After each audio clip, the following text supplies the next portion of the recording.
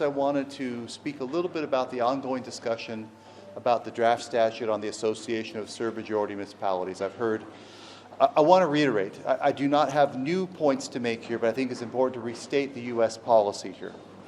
The U.S. believes that it is an obligation for Kosovo to establish an association of Serb majority municipalities. And in fact, I will also note that as recently as last night, the European Union in its Council conclusions restated that expectation as well, that the government of Kosovo should move forward with that. The U.S. position has been clear. We believe that an association of Serb majority municipalities should be consistent with Kosovo's current constitution, that it should be consistent with the Constitutional Court decision, that there should not be a third layer of government, that there should not have executive authorities. We do not want another Republika Srpska, and we do not want something that would negatively affect the good functioning of the Kosovan state.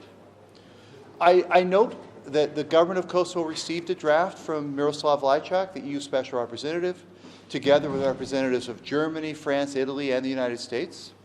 That draft statute represented all of our government's views of how best to do this in a manner consistent with those conditions I laid out. I also note that that draft statute was subsequently endorsed in a written statement by the Chancellor of Germany, President of France, and Prime Minister of Italy. So I have to restate the fact that while we welcome constructive feedback, I'm a little bit puzzled by so much commentary and so much criticism of this effort.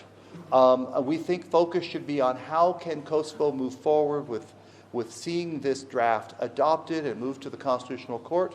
If there are questions about its constitutionality, and as I've said before, I will say again, there's only one body that is capable of making the determination what conforms with Kosovo's constitution and what does not. That is the Constitutional Court of the Republic of Kosovo, but we believe this should be moving forward and moving forward quickly. And all of those who have talked about the importance of being in sync with the United States and coordinated with the United States and the West and Europe should look closely at the fact that this draft has come from all of Kosovo's friends in Europe and from the United States. So that's the first issue I want to just touch on. The second issue I want to touch on is an issue that's just come up in the last few days, and that is the implementation of the administrative instruction for citizens to recall elected officials. I want to remind the reason this administration instruction was put into place late summer, early fall, was as a result of a very direct request from the European Union and the United States that Kosovo put into place a system so that citizens could recall mayors if they chose to do so. We saw that as an important step in achieving a de-escalation of the situation in the north of Kosovo. And again, I'm not going to state a new position, but the United States was quite clear. While we believe the 4 mayors elected in the north were elected in a legal way, no one should be satisfied with an election in which less than 4% of the registered voters actually came and voted, and these mayors clearly do not fully represent all of the constituency whom they serve. So the government of Kosovo responded to this and put into place a structure by which citizens could, following certain steps, ensure or carry out a process to recall elected officials. I have to say it is incredibly important that all officials in Kosovo at all levels, they should be doing everything possible to facilitate the full implementation of this administrative instruction. They should be going out of their way to ensure that citizens can exercise their democratic rights. Now, I acknowledge that this has never happened before in Kosovo. This administrative instruction is new, and while the Constitution is allowed for recall, this is the first time there's ever been a process for it to happen. So it's inevitable that there could be some confusion or even some potential missteps.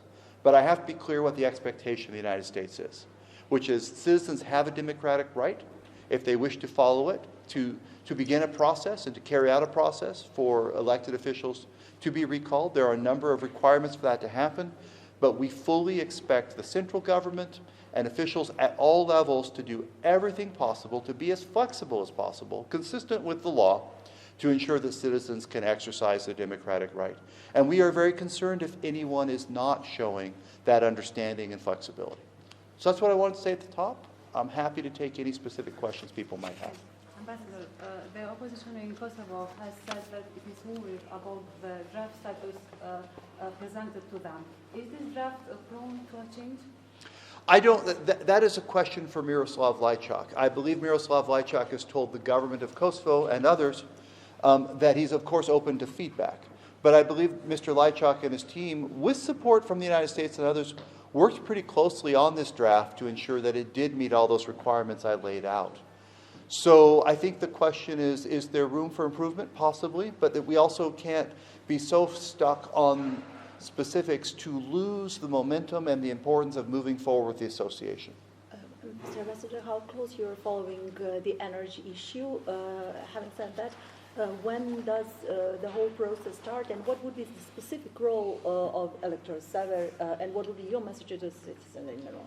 So it's hard for me to talk about the very specifics of implementing a really complicated and technical agreement. But there's a couple of important points to make on the energy roadmap and the recent commercial agreements reached.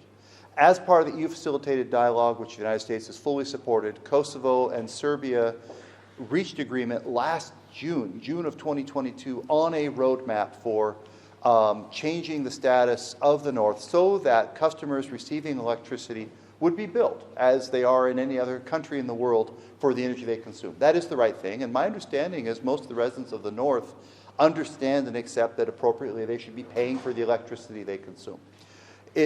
We had hoped to see faster implementation of the roadmap, and in fact the roadmap itself had some fairly clear timelines that have not been met, and that's disappointing.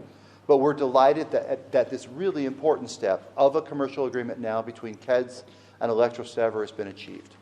I think it's going to be up to KEDS and Electrosever to communicate to consumers' electricity exactly how it will be implemented and under what timeline and under what circumstances. And this is complicated. There's still a lot of technical work that has to be done, including, I believe, installation of meters that will allow the energy companies to know the exact amount of electricity being consumed.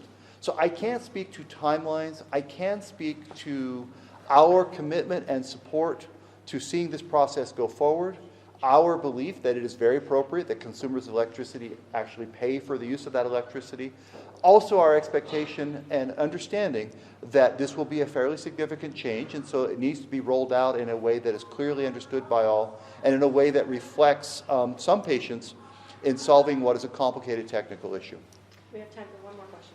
Mr. Ambassador, about Banjska, United States of America and the EU and all other international partners asked from Serbia to cooperate and to take all necessary steps towards that.